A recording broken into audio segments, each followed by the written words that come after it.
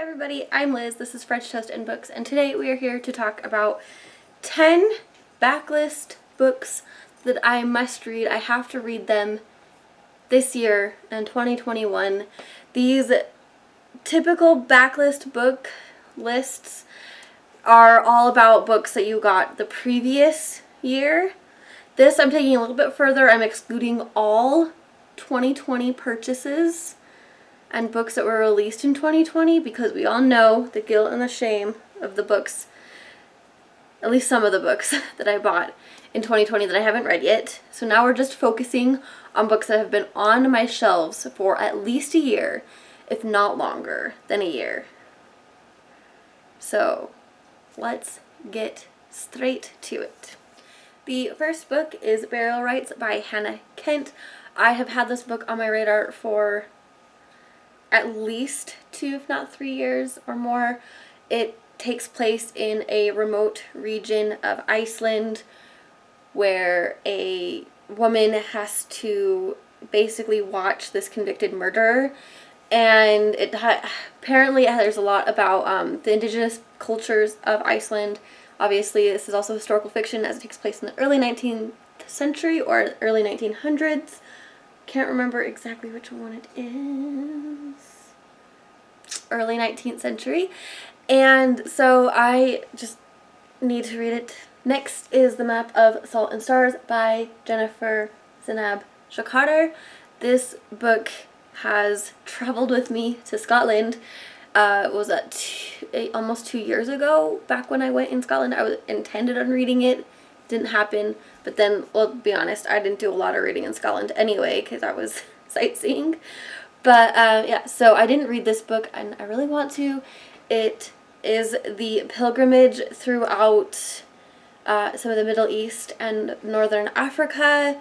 There's a fairy tale in it, and I just need to read it. Basically, the main character is doing this pilgrimage that follows a similar trail of a 12th century folk tale, and there's robbers and scary things and all sorts of stuff. Next is You'll Miss Me When I'm Gone by Rachel Lynn Solomon. This has been an anticipated read for at least, I want to say 4 years, 3 years, I'm not sure.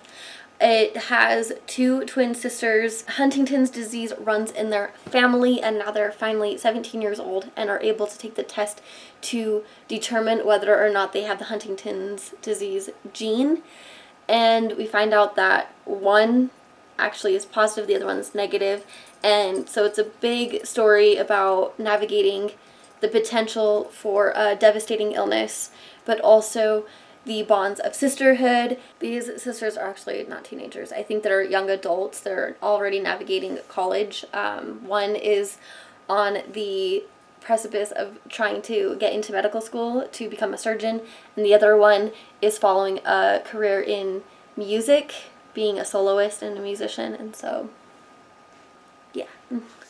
The next book, the 4th book, is Rainbirds by Clarissa Goinawan. This story sounds really suspenseful and interesting and a crazy mystery. It's been on my radar for a while. Cover, stunning. And this one, there is a man, Ren. He is in this prestigious, trying to finish off his last years of university when his sister is tragically murdered, and he goes to the small town to try to settle her affairs. Takes place in Japan, and things are definitely not what they seem. There's this weird storyline, and everything is all convoluted as he's not just navigating his sister's affairs, but also he gets offered the job working at a cram school that was the same position as his sister, and things just kind of spiral, and I just need to do it. The 5th book is Bear Town by Frederick Bachman. I was awarded this book by Miss Sassy Cassie during the last year of the biannual bibliothon for my fantastic video about divination in the Harry Potter universe.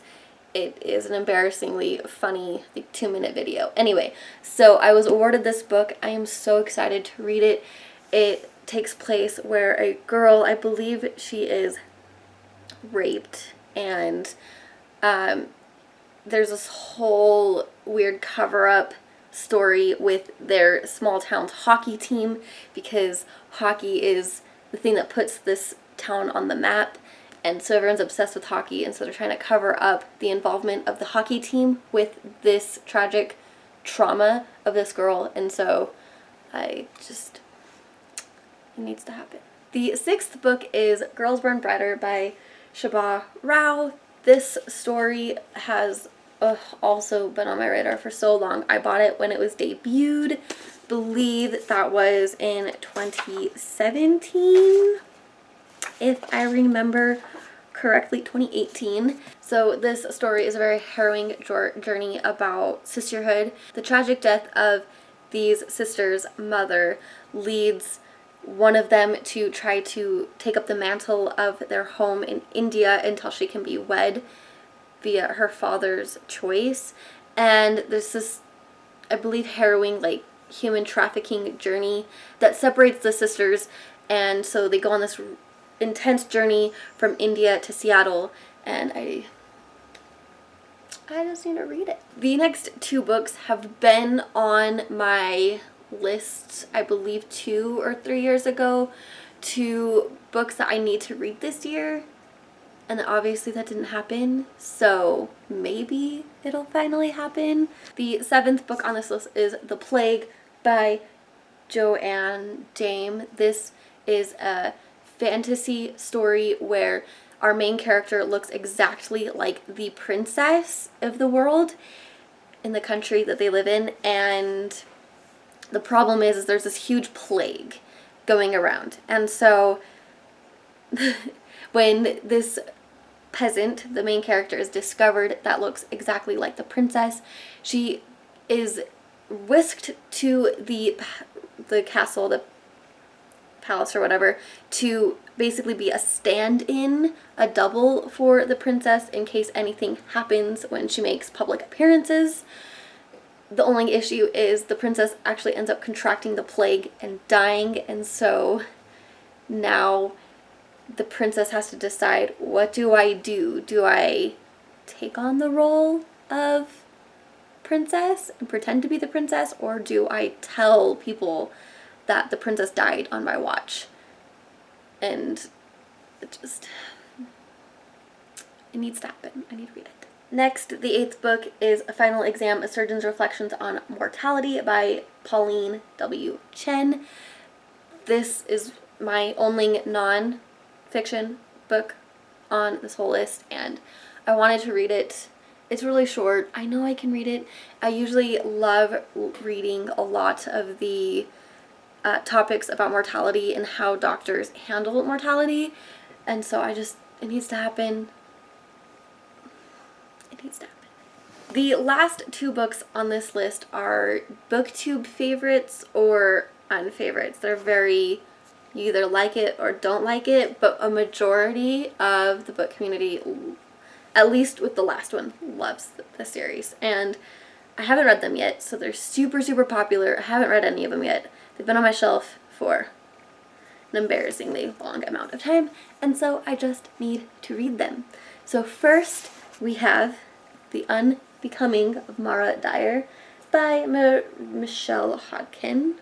This is supposed to be a very suspenseful story about a girl who survives a death, but somebody else doesn't. There's a lot of mystery surrounding the death. I think there's magic in this story as well. Not exactly sure. I just remember it being a huge BookTube favorite back when I started my channel like 6 years ago, and then I bought it, and then I never read it, and then a lot of people have very mixed feelings about the ending of the series. So I either need to read this or I need to get rid of it. I also have the sequel. It needs to happen. And the 10th and final book is Nevernight by J. Kristoff. I seriously need to read J. Kristoff's individual publications. I've only read his stories that take place where he co-wrote with Amy Kaufman, like the Illuminate Files and Aurora Rising. So I need to get on his individual publication book series, and this sounds so interesting, where we have an assassin and it's a fantasy world and there's magic and death and mayhem. And I know that this book series, because there's like footnotes and stuff, has some mixed reviews, and some people, like I said, either really like this book or really hate it, especially with a male author writing a female main character. So I really want to get my own insight and details and thoughts and feelings about this series. And so I seriously just need to try it and read it and see if I like it for myself. So there we have it. We have 10 books, been on my shelf for over a year, if not many embarrassing years. I need to get to them. I need to read them. I just need to do it. Thank you guys so much for watching this video. Please leave a comment down below about what books or book you've been holding off for the last year or several years that you really need to get to and you seriously don't know why you haven't read it. So please let me know if I'm not alone in this buying books without reading them ish. And until next time, remember that I love you. Bye!